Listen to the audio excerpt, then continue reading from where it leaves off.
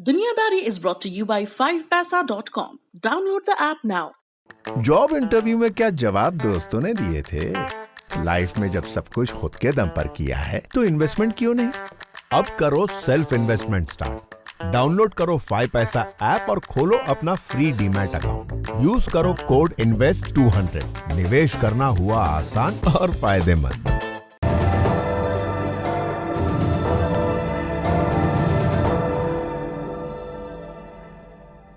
आज थोड़ा फिल्मी शुरुआत करते हैं। कहते हैं ये पंक्तियां अमर हैं, आपको तो याद होंगी। शोले का डायलॉग है। गब्बर सिंह अपने आदमियों के सामने एक खेल का ऐलान करते हुए कहता है, इसके 3 खानों में गोली है, 3 खाली। अब हम इसको घुमाएंगे। अब कहाँ गोली है कहाँ नहीं हमको नहीं पता। इस पिस्तौल में 3 जिंदगी 3 मौत बंद है। देखें किसे क्या मिलता है। गब्बर ने ये जो खेल खेला इसका एक नाम है रशियन रूलेट। ये खतरनाक खेल है। इसका खिलाड़ी जिंदगी से खेलता है। वो रिवॉल्वर में एक गोली डालता है, रिवॉल्वर का सिलेंडर घुमाता है, फिर रिवॉल्वर की नोक अपने माथे से सटाकर ट्रिगर दबा देता है। आगे उसकी किस्मत। खाली चैम्बर दबाया तो जान बच गई, वरना खुद अपने हाथों चलाई गोली उसके माथे में धंस जाएगी, खेल खत्म हो जाएगा। आज जो प्रसंग मैं आपको सुनाऊंगा वो ऐसे ही खत्म हो चुके खेल का किस्सा है। एक 66 साल का आदमी था, बेहद कामयाब और अमीर, लेकिन हरकतें बहकी बहकी अपना देश छोड़कर भाग आया। जिस नई जगह बसा वहां की सरकार ने इल्जाम लगाया कि ये आदमी अपनी प्राइवेट आर्मी बनाकर ड्रग्स की तस्करी का इंतजाम कर रहा है। एक पत्रकार इस आरोप का सच जानने निकला। आरोपी का इंटरव्यू लेने सीधे उसके घर पहुंच गया। अब ड्राइंग रूम में दोनों आमने सामने बैठे थे। तभी उस कारोबारी ने रिवॉल्वर निकाली, उसमें एक गोली डाली और फिर उसका सिलेंडर घुमाकर अपने सर से सटा लिया। पत्रकार के होश उड़ गए। उसने कारोबारी से रिवॉल्वर नीचे रखने को कहा, पर कारोबारी माना नहीं।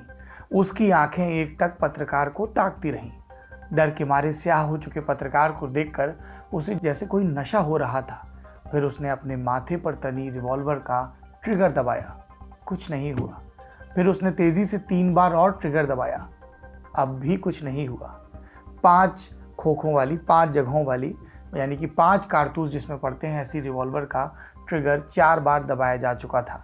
अब प्रोबेबिलिटी नहीं, सर्टेनिटी बची थी। तय था कि अब की बार ट्रिगर दबाया तो मौत निश्चित है। और इसी पॉइंट पर कारोबारी रुक गया और उसने एक डायलॉग मारा, मैं पूरे दिन ये खेल खेल सकता हूँ, 10,000 बार ये खेल दोहरा सकता हूँ, मुझे कभी कुछ नहीं होगा।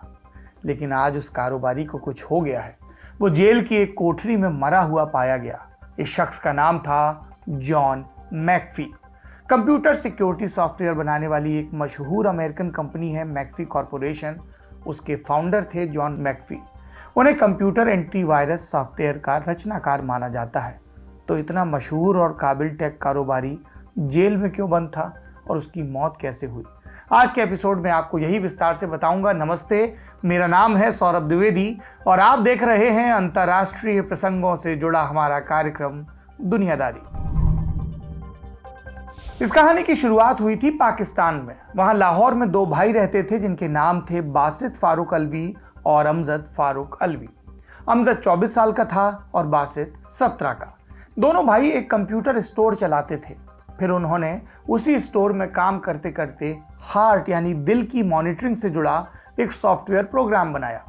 कुछ रोज बाद दोनों को पता चला कि उनके साथ धोखाधड़ी हो गई। कैसी? उनसे सॉफ्टवेयर खरीद कर ले गए कुछ ग्राहक उस सॉफ्टवेयर की पायरेटेड यानी कि नकली कॉपी बेच रहे थे बिना बताए। अलवी ब्रदर्स को गुस्सा आया। उन्होंने सोचा कि इसे रोकना होगा और इसी सोच के तहत उन्होंने कोडिंग की। ये कोडिंग प्रोग्राम सॉफ्टवेयर को पायरेसी से बचाने के लिए बनाया गया था। अलवी ब्रदर्स ने इसे नाम दिया ब्रेन। ये कैसे काम करता था? जब कोई यूजर सॉफ्टवेयर की पायरेटेड कॉपी अपने कंप्यूटर में इंस्टॉल करता तो साथ में वायरस भी कॉपी हो जाता। उस शख्स को अपने कंप्यूटर पर फिर एक मैसेज दिखता जिसमें लिखा होता, welcome to the dungeon copyright 1986 Brain and Amjad's Private Brain Computer Service 730 इजोनॉमी Block Allama Iqbal Town Lahore Pakistan phone 430791 beware of this virus, contact us for the vaccination। Alvi brothers ने वायरस कोडिंग में अपना नाम, पता, फ़ोन नंबर सब डाल दिया ताकि लोग उन्हें कांटेक्ट करके ओरिजिनल सॉफ्टवेयर का पैसा दें और अपने कंप्यूटर को वायरस से रिहा करवाएं। अल्बी ब्रदर्स का फॉर्मूला सफल रहा।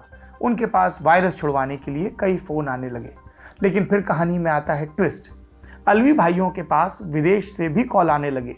लोग कहते तुम्हारा वायरस हमारे कंप्यूटर में आ गया है, इसे ठीक करो।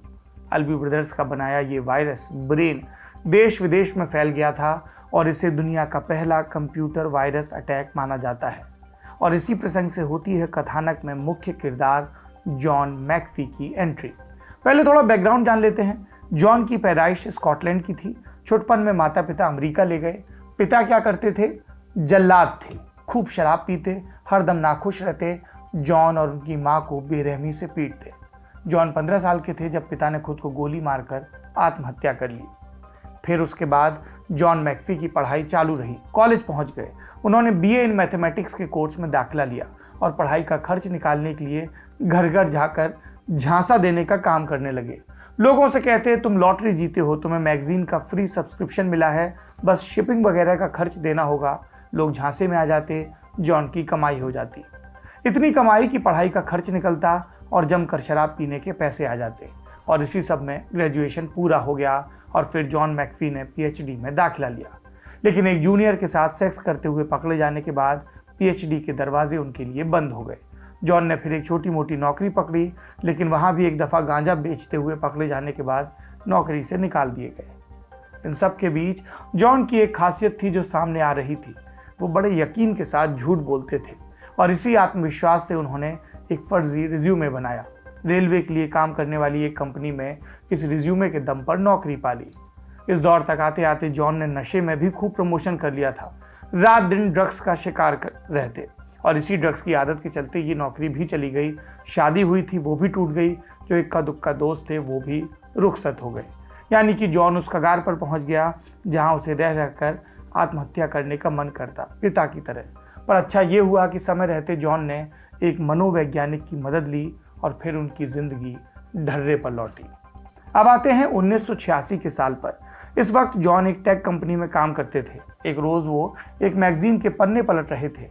इसमें उन्हें ब्रेन वायरस पर अल्वी ब्रदर्स वाला एक आर्टिकल दिखा और यहीं से जॉन की जिंदगी बदल गई। उसने तय किया कि अब वो एंटी वायरस प्रोग्राम बनाएगा। उसने एक छोटी सी कंपनी बनाई और अपने ही नाम पर उसका नाम रखा मैकफी एसोसिएट्स।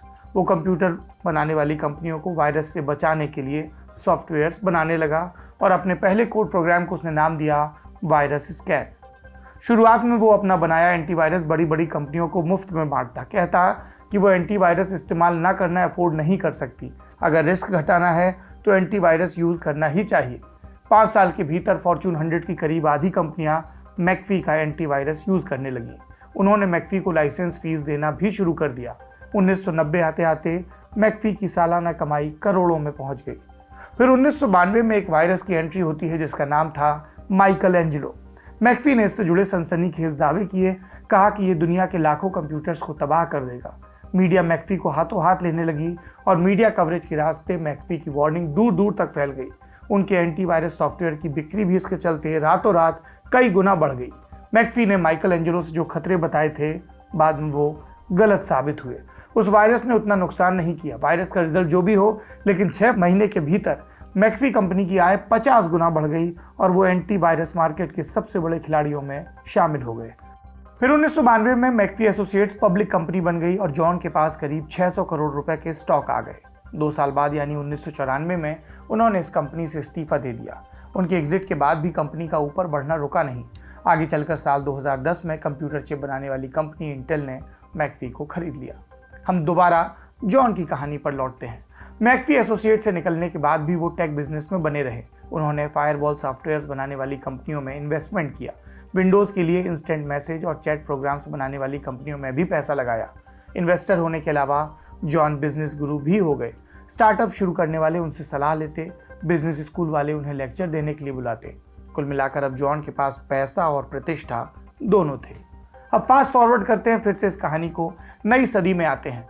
2007-2008 की बात है। दुनिया भर में वैश्विक मंदी। मैकफी का बिजनेस इस मंदी में धराशायी हो गया। उनके निवेश डूब गए। न्यूयॉर्क टाइम्स की एक रिपोर्ट के मुताबिक मंदी के पहले उनके पास करीब 750 करोड़ रुपए की संपत्ति थी और मंदी के चलते उनकी संपत्ति की वैल्यू लुढ़क कर 30 करोड़ रुपए पर आ गई। बिजनेस के अलावा भी जॉन पर मुसीबतें मंडरा रही थी। कई लोगों ने उन पर नालिश ठोक दी। जॉन को डर था कहीं उसे भारी आर्थिक मुआवजा न भरना पड़े और इस आशंका से बचने के लिए जॉन ने बनाया एक एस्केप प्लान। उसने देश छोड़ने की सोची। उसे लगा अगर सब कुछ बेचकर कहीं और चला जाऊंगा तो कोई मेरा कुछ नहीं बिगाड़ सकेगा, और शायद इसीलिए जॉन ने अमेरिका की करीब करीब अपनी समूची जायदाद नीलाम कर दी। घर, कार, प्राइवेट एयरपोर्ट सब बेच दिया और सारा पैसा बटोर कर वो जा पहुंचा बलीज। अब ये बलीज कहाँ है? ये सेंट्रल अमेरिका में बसा एक छोटा सा देश है। एक तरफ घने जंगल, दूसरी तरफ खूबसूरत समंदर। अप्रैल 2008 में यहीं पर शिफ्ट हो गया जॉन, और जल्द ही जॉन के दिल में शहंशाहों की तरह जीने की इच्छा जागी। वो ऐसा जीवन जीना चाहता था जो आलीशान हो, कोई चिंता, कोई शोर, कोई रोक टोक ना हो। उसने इस जीवन के लिए नदी के किनारे एक आलीशान घर बनवाया। वो यहाँ चैन से पियानो बजाता, गाने गाता। इस घर में सब कुछ था सिवाय इंटरनेट के। इंटरनेट क्यों नहीं था? क्योंकि जॉन को अब भी इंटरनेट पर यकीन नहीं था। उसे लगता था कि इंटरनेट के चलते उसकी प्राइवेसी खत्म हो जाएगी, उसे फॉलो किया जाएगा। बलीज में जॉन की जिंदगी के कई पक्ष बड़े स्याह थे, मसलन नाबालिग गर्लफ्रेंड्स। वो खुलकर मानता कि उसकी गर्लफ्रेंड नाबालिग है, बल्कि वो एक साथ कई नाबालिग लड़कियों से संबंध बनाने की बात भी कबूलता। जवान बने रहने के लिए टेस्टोस्टेरोन के इंजेक्शन लेता। और ऐसा नहीं कि जॉन सिर्फ मौज मस्ती ही कर रहा था, उसने बिजनेस भी शुरू किए। लेकिन बलीज में बनाई गई उसकी ये हसीन दुनिया ज़्यादा दिन तक हसीन नहीं रही। उसकी गतिविधियां सरकार के निशाने पर आ गई। आरोप था कि जॉन अपनी प्राइवेट आर्मी बना रहा है ताकि बड़े स्तर पर ड्रग्स का कारोबार कर सके। हमने एपिसोड की शुरुआत में आपको जॉन के खेले रशियन रूलेट का किस्सा सुनाया था। वो घटना जिस पत्रकार के आगे हुई उनका नाम है जोशुआ डेविस। उन्होंने वायर्ड के लिए जॉन मैक्फी का डिटेल्ड प्रोफाइल लिखा और वो इसी प्राइवेट आर्मी वाले आरोप के सामने आने के बाद जॉन का इंटरव्यू लेने पहुंचे थे। खैर, ड्रग्स ट्रैफिकिंग और प्राइवेट आर्मी वाले आरोप को लेकर बलीज सरकार ने जॉन के घर पर कई बार छापा मारा। यह केस सॉल्व भी नहीं हुआ था कि नवंबर 2012 में जॉन पर अपने पड़ोसी की हत्या का आरोप लगा। पुलिस ने पूछताछ के लिए गिरफ्तार किया, कुछ दिनों तक जेल में रखा, और इस प्रकरण के बारे में बाद में जॉन ने खुद बताया एक इंटरव्यू में। क्या कहा? मुझे पुलिस स्टेशन के लॉकअप में रखा गया। वो कोठरी 10 बाई 10 की थी। मैं सीमेंट की नंगी और ठंडी फर्श पर बैठा रहता। वहाँ पेशाब की भभकती सी गंध होती। कोठरी के किनारे प्लास्टिक का कंटेनर, वैसा ही डब्बा जिसमें दूध लाते हैं, उसी को काट कर काम चलाऊ टॉयलेट बना दिया गया था। कहने को वो लॉकअप क्वीन स्ट्रीट पुलिस थाने का हिस्सा था, लेकिन सारे लोग उसे पेशाब घर कहते थे। लेकिन इस मामले में जॉन पर कोई केस फाइनली दर्ज नहीं हुआ, आरोप भी तय नहीं हुए थे। पुलिस ने शक के आधार पर पूछताछ के लिए हिरासत में लिया था। छापेमारी के दौरान पुलिस को जॉन के घर से बिना लाइसेंस की 2 पिस्तौलें मिली, लेकिन इन पिस्तौलों पर जॉन ने जो सफाई दी उससे पुलिस संतुष्ट नहीं थी। पर बहुत कोशिश के बाद भी पुलिस को जॉन के खिलाफ कोई ऐसा ठोस सबूत नहीं मिला कि उन्हें लगातार जेल में रखा जा सके, और जॉन जेल से छूट गया। लेकिन अब उसे बलीज में रहना रिस्की लग रहा था। उसने वहां से भागने की कोशिश की। फिर खबर आई कि उसे ग्वाटेमाला में अरेस्ट किया गया है क्योंकि वो अवैध तरीके से देश में घुस रहा था। जॉन ने कहा, मैं अवैध तरीके से नहीं घुस रहा था, असाइलम चाहता था, लेकिन ग्वाटेमाला ने मुझे अमेरिका डिपोर्ट कर दिया। यानी जॉन जिस अमेरिका से भाग कर गया था, हालात ने उसे वापस वहीं पटक दिया, और यहाँ भी उठापटक चलती रही। कभी उसे शराब पीकर गाड़ी चलाने और हथियार रखने के इल्ज़ाम में गिरफ्तार किया जाता, और कभी 2016 में खबर आती कि वो राष्ट्रपति पद का चुनाव लड़ने की कोशिश कर रहा है। इस कोशिश के तहत उसने एक कैंपेन वीडियो बनाया और उसमें क्या कहा, उनके लिए जो मेरी तरह क्रेजी हैं। बताने की ज़रूरत नहीं, राष्ट्रपति बनने की जॉन की ये कोशिश बुरी तरह नाकाम रही। हालांकि इसी बरस डोनाल्ड ट्रंप चुनाव जीत गए थे। 2019 में फ्लोरिडा की एक अदालत ने एक मर्डर केस में जॉन को मुआवजा भरने का आदेश दिया था, लेकिन जॉन ने इससे इनकार कर दिया। उसने ट्विटर पर चुनौती देते हुए लिखा, पिछले 11 साल में मुझ पर 37 मुकदमे हुए, मैंने इनमें से एक का भी जवाब नहीं दिया। आगे के वर्षों में जॉन पर क्रिप्टो करेंसी में फ्रॉड करने और टैक्स चोरी के भी मामले चले। जॉन का कहना था कि मुझे टैक्स भरना पसंद नहीं है। कार्रवाई से बचने के लिए जॉन एक बार फिर से देश छोड़कर भाग गया। खबरों के मुताबिक कई महीनों तक वो समंदर में एक जहाज पर रहा, लेकिन लंबी आंख मिचौली के बाद 3 अक्टूबर 2020 को बार्सिलोना एयरपोर्ट पर वो अथॉरिटीज़ के हाथ लग गया। उस रोज़ जॉन बार्सिलोना से फ्लाइट पकड़कर इस्तांबुल जा रहा था, लेकिन स्पेन की पुलिस ने उसे गिरफ्तार किया और जेल भेज दिया। और तब से ही अमेरिका जॉन को वापस अपने सुपुर्द किए जाने की मांग कर रहा था और जॉन मांग कर रहा था अमेरिका ना भेजो। उसने अदालत में कहा भी 75 साल का हूँ, अमेरिका भेजा जाएगा और वहाँ सज़ा होगी तो बाकी की उम्र जेल में गुजारनी होगी। मैं उम्मीद करता हूँ कि स्पेन की अदालत यह अन्याय नहीं होने देगी। 23 जून को स्पेन की हाई कोर्ट ने इस केस में फैसला सुनाया और जॉन के प्रत्यर्पण पर मुहर लगा दी और इस फैसले के कुछ घंटों बाद जॉन के मरने की खबर आई। अथॉरिटीज़ के मुताबिक वो अपनी कोठरी में फंदे से लटका मिला। रशियन रूलेट खेलकर रोमांचित होने वाला जॉन फांसी लगाकर आत्महत्या कर चुका था। आज की दुनियादारी में इतना ही। अपना ध्यान रखिए। Don't be a John, at least not the latter part. बाकी कुछ क्रिएटिव करना है तो ज़रूर करिए। शुक्रिया, शुभ रात्रि।